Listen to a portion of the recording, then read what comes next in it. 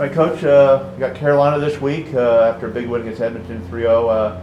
How do you approach in playing a team as tough as a high-scoring team like Carolina, and they're leading the league? What do you do to stop this team? Well, the Hurricanes coming Saturday, so we're going to hopefully hope that Carolina doesn't get in, but no. They're a good team, and they're a very dangerous attacking team.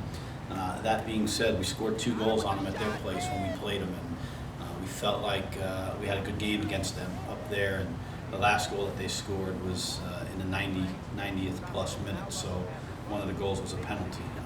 It's not going to be easy, but we feel like we figured a couple of things out on our end, and look forward to the challenge of playing this team, because they're the best team in our league, and if we're going to move forward and get ourselves up in the standings, we want to be able to compete against the best teams in our league. Obviously, the key to probably winning this game is stopping the leading scorer, Etienne. What does your defense have to do to prevent him from getting chances? Well, we just got to be tuned in for 90 minutes, and it's not just Etienne Barbera. It's Pablo Campos, Nick Zimmerman, Johnny Steele.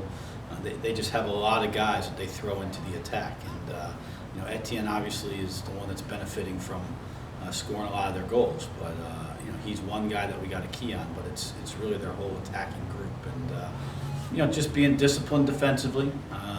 Being tuned in for 90 minutes.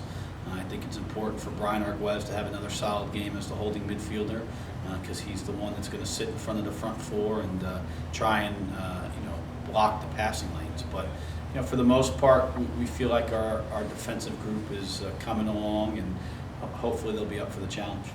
And it seems like finally, obviously with the health of Abe getting better after earlier in the year, you got Schreiber now up front. It seems like you finally settled in on your 2 guys that basically will get those opportunities to score for you. Yeah, I mean, like I said earlier, before the Edmonton game against Puerto Rico and against Atlanta and even Montreal, we've created a lot of chances to score goals. It just hadn't gone in.